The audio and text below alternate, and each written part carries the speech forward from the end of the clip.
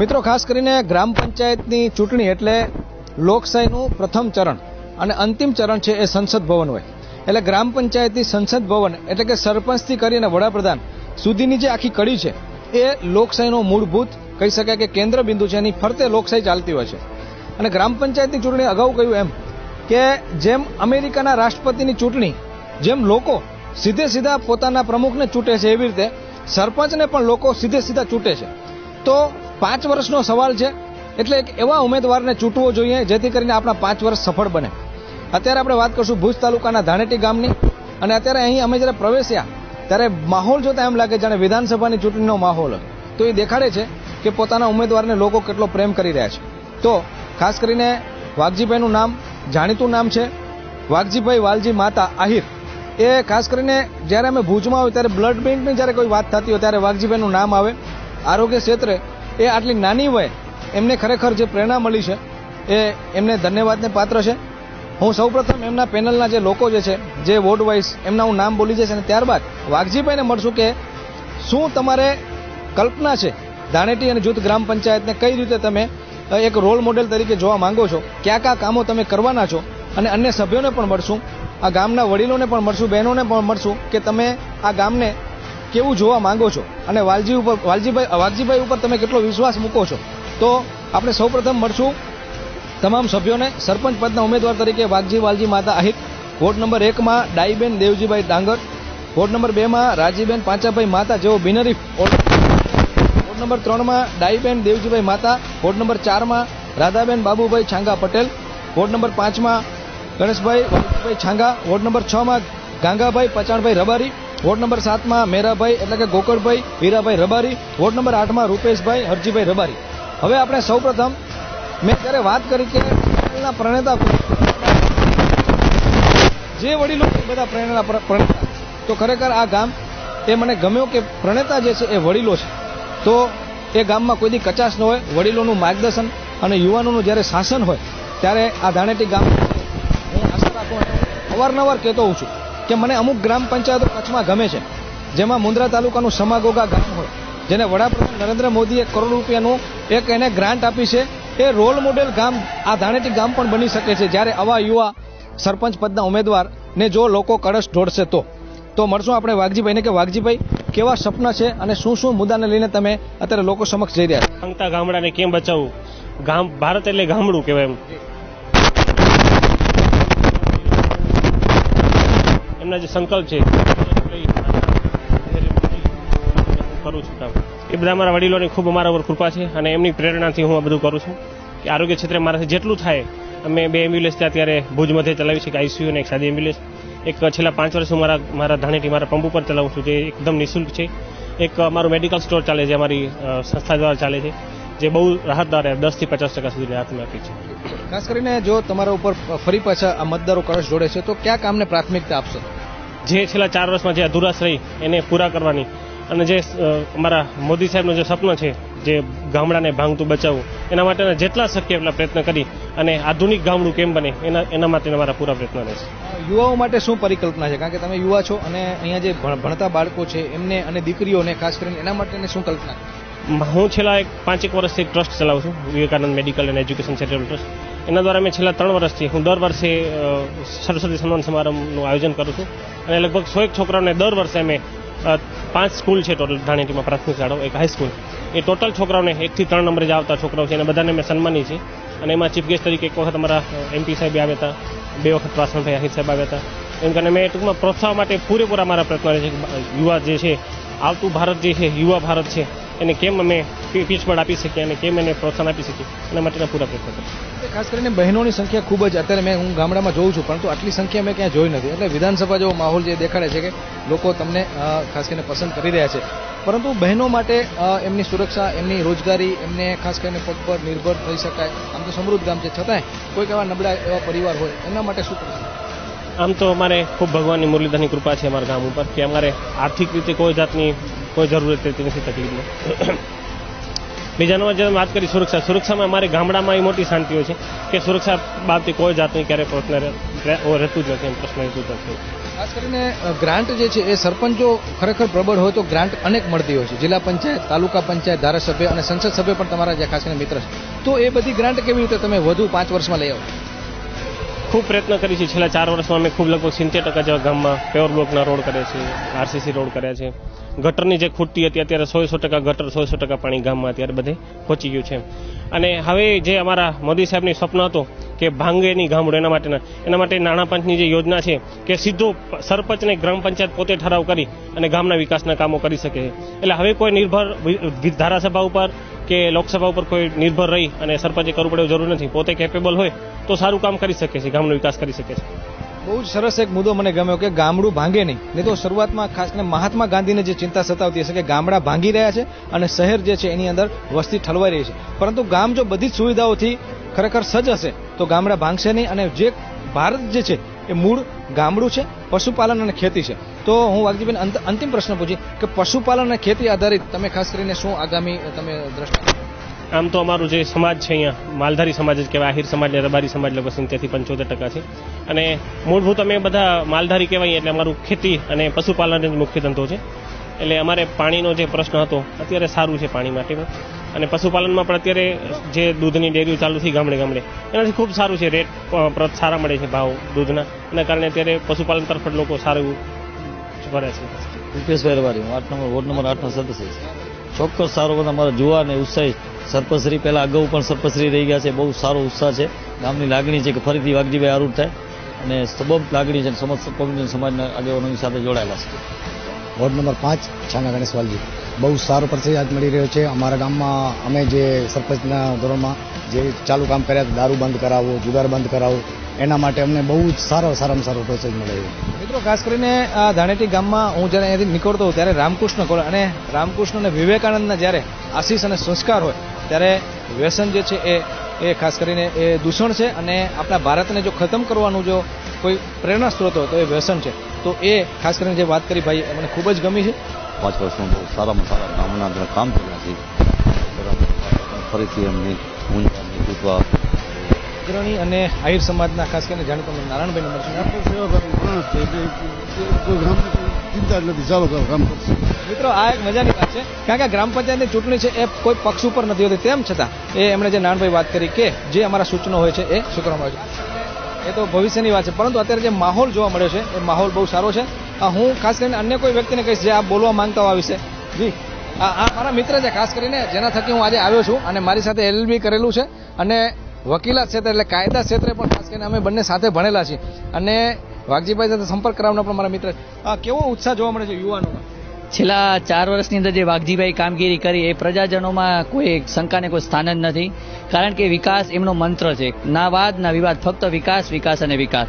યુવાન દોસ્તોમાં વાઘજીભાઈનો ખૂબ જ પ્રોત્સાહિત છે. આ તો નવી ધાણેટીમાં હમણાં અમે રેલી યોજી, અત્યારે 200 થી 300 લોકો જોડાણા હતા. પરંતુ જ્યારે જૂના ગામની અંદર રેલી યોજી હતી એની અંદર કમસે કમ 1000 થી 1200 લોકો જોડાઈ અને વાઘજીભાઈને પ્રોત્સાહિત કરી અને ફરીથી વિજય બનાવી અને ધાણેટી ગામના જે અધુરાશના જે કાર્યો છે એ પૂરા કરી અને ધાણેટી ગામને વિકાસને પંથે આગળ વધારશે એવી વાઘજીભાઈ પાસે અમે અભ્યાસ રાખી છીએ. તો મિત્રો ખાસ કરીને અત્યારે ખૂબ જ એક સારું દ્રષ્ટાંત જોવા મળ્યું છે. અને આગામી સમયમાં આ જે ગામડું છે એ માત્ર વિકાસ નહીં પરંતુ એક મોડેલ ગામ તરીકે અન્ય ગામને કચ્છના 900 ગામડાને પણ એક પ્રેરણા આપે એવું ગામડા સાથે અમે આશા રાખીએ કે એકાદ વર્ષ ફરી પાછું વાઘજીભાઈને મળશું કે વાઘજીભાઈ આપનું ગામ જે છે એ રોલ મોડેલ આપ બનાવવા માટેનું જે સપનું હતું એ સાકાર થઈ રહ્યું છે. સંપ બહોળી સંખ્યામાં મતદાન કરજો. અને જો મતદાન ઓછું થશે તો તમને અફસોસ થશે કારણ કે તમારી પસંદગીનો નેતા જે છે એ તમને નહીં મળે. એટલે બહોળી સંખ્યામાં મતદાન કરજો અને 8 તારીખે તમે આ આપણું જે ચૂંટણી પર્વ છે, રાષ્ટ્રનું આપણું જે લોકશાહી પર્વ છે એને ઉજવજો. અને 11 તારીખને આપણે જોશું કે મતદારો કોના ઉપર કળશ ઢોળ્યો છે. કેમેરામેન ગિરીશ ગરવા, સંદીપ ખારવા સાથે જયમલસિંહ જાડેજા, મહાસાગર ન્યૂઝ, ધાણેટી. મારું નામ ગીતા છે. અમારા ગામમાં શિક્ષણનો પ્રભાવ ખૂબ જ વધારે છે કારણ કે વાઘજીભાઈ સતત મહેનત કરી રહ્યા છે એટલા માટે. મારા પપ્પા એવા વાઘજીભાઈ 4 વર્ષથી ગામ માટે બહુ જ સારું કામ કર્યું છે અને આખા ગામની એવી ઈચ્છા છે કે હજી પણ તેઓ ચૂંટાય અને આખા ગામ માટે સારું કામ કરે. મિત્રો ખાસ કરીને લોકશાહીની શરૂઆત ગ્રામ પંચાયતથી થતી હોય છે અને ગ્રામ પંચાયતથી સંસદ સુધી આપણે વહીવટ થતો હોય છે.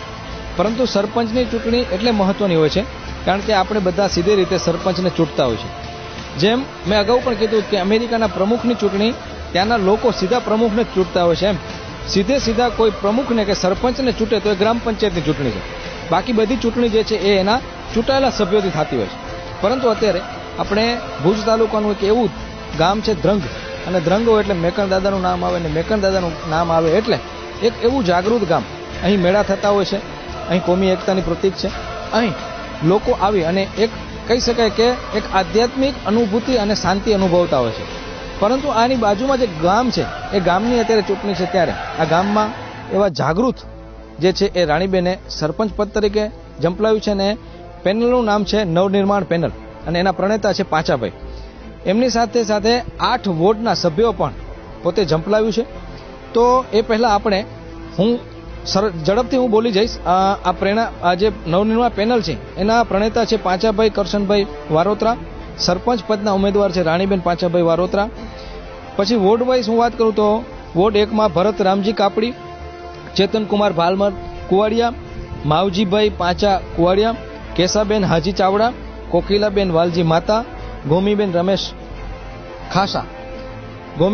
ખાસા, અનિલ ધનજી કાઠેચા અને સોનીબેન મહેન્દ્રભાઈ અજાણી. તો આ 8 સભ્યો જે છે એ ઝંપલાવ્યું છે.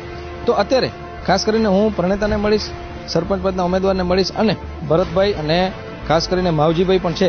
તો એમની સાથે વાતચીત કરશું અને ગ્રામજનો શું ઈચ્છે છે, આ પેનલને કેટલો વિશ્વાસ છે, શું ખૂટતી કડી છે, એ બધાને આપણે મળશું. એ પહેલા મળીએ આપણે પાંચાભાઈને. પાંચાભાઈ, કેટલો આજે હવે માત્ર 1 દિવસ બાકી રહ્યો છે, 8 તારીખના મતદાન છે, કેટલો વિશ્વાસ મળી રહ્યો છે ગામમાંથી? અત્યારે આપણે ડોર ટુ ડોર ફ્રી છે, પણ ગામની પૂરી આપણે વિશ્વાસ છે કે મારા ઉપર વિશ્વાસ રાખ્યો છે. ગામમાં આપણે જરાક લાગે છે કે આપણે ગામ આપણે જંગી બહુમતીથી જીતી બતાવશે. જીતવું નથી મતલબ જંગી બહુમતી? જંગી બહુમતીથી. ક્યાં પ્રશ્નો આવે છે ગામમાં પ્રશ્નો હોય મેન પાણીનો છે. પાણીની રનિંગ વસ્તુ અમારે ચાલુ જ છે, એમાં ક્યાં અટકવા દેતા નથી. લાઇટ છે, પણ જીણા બધા કામો હોય જે અપેક્ષા રાખે એ પૂરા કરતા આવ્યા છે પહેલાથી. પણ આજે આપણે જવાબદારી લઈએ છીએ, ગામના કામો આપણે પૂરા કરશું.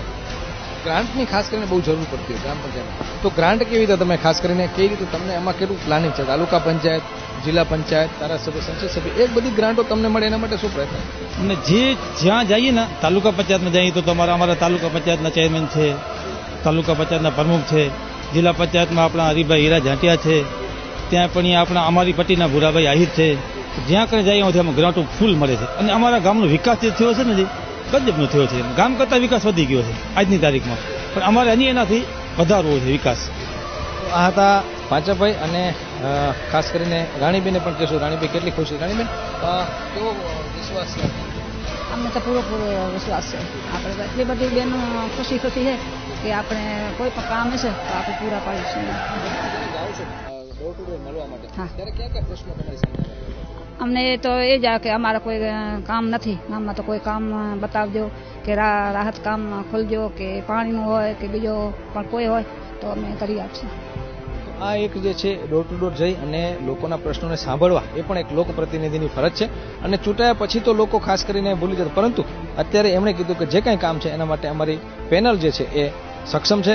મળશું આપણે ભરતભાઈ રામજી કાપડી, અને આ જ ધ્રંગ મંદિરમાં ખાસ કરીને જવાબદારી નિભાવી રહ્યા છે. ત્યારે ભરતભાઈ, ખાસ કરીને આ વિકાસ ધ્રંગ અને મેકંડાનું મંદિર અરસપરસ છે, તો આ મંદિરનો વિકાસ માટે તમે તમારી પેનલ શું કરશો?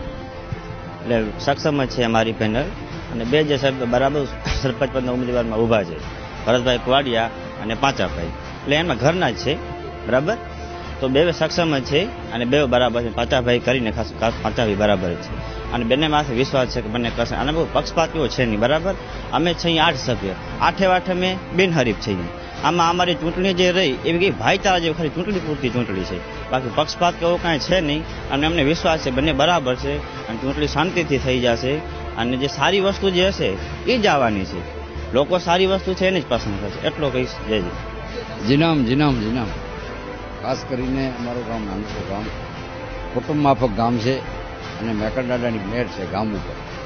ખાસ કરીને અમારા ગામમાં એવી કોઈ ચૂંટણીની ગરમાગરમી નથી. શાંતિપૂર્વક ભાઈચારાથી અમે આ ચૂંટણીને નિભાવશું એવી અમને ખાતરી છે. બાકી તો જે કામ કરશે એમાં કંઈ ફરક પડવાનું નથી ગામના વિકાસ માટે. અને ખાસ કરીને અમારા ગામમાં જે વિકાસ થયો છે એ તમે કદાચ અમારા ગામમાં ચક્કર દો તો તમને એમ ખબર પડે ક્યાંય એવી જગ્યા નથી જે અહીંયા કાંકરી બનેલી નથી, અહીંયા રોડ થયેલા નથી. આ ભાજપની અમારા ઉપર પહેલેથી મેર રહી છે અને રહેશે, અમને ખાતરી છે. મિત્રો, ખાસ કરીને જ્યારે ગ્રામ પંચાયતી કરી અને કેન્દ્ર લેવલ એટલે કે કહી શકાય કે લોકસભા અને રાજ્યસભા સુધી એક જ કડી હોય ત્યારે વિકાસના ફળ જે છે એ ખૂબ જ મળતા હોય છે. તાલુકા પંચાયતો, જિલ્લા પંચાયતો, ધારાસભ્ય આ બધી જ ગ્રાન્ટો બહોળી સંખ્યામાં આવી શકતી હોય છે.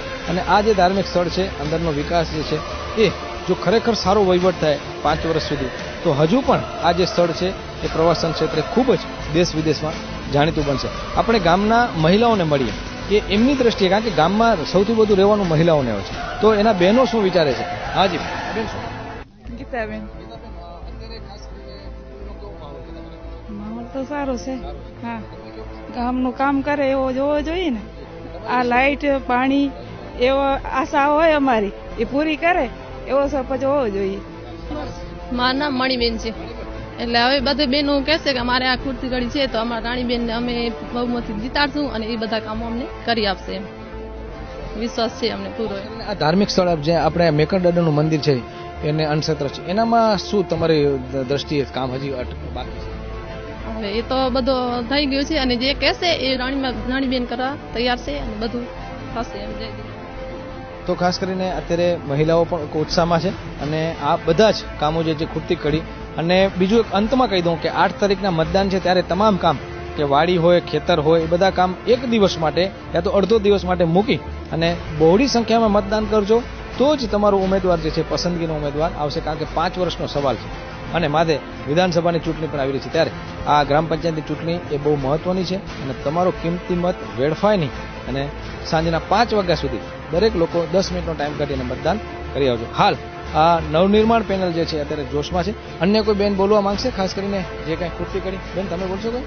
માજી? હા જી. તો અત્યારે ખાસ કરીને અહીંયા ઉત્સાહ જોવા મળી રહ્યો છે અને રાણીબેન પાંચાભાઈ વારોત્રા સરપંચ તરીકે ઝંપલાવ્યું છે અને નવનિર્માણ પેનલમાં અત્યારે કહી શકાય કે જોશ અને ઉત્સાહ જોવા મળી રહ્યો છે. કેમેરામેન ગિરીશ ગરવા, સંદીપ ખારવા સાથે જયબંશી જાડેજા, મહાસાપરા ન્યૂઝ, ધ્રંગ.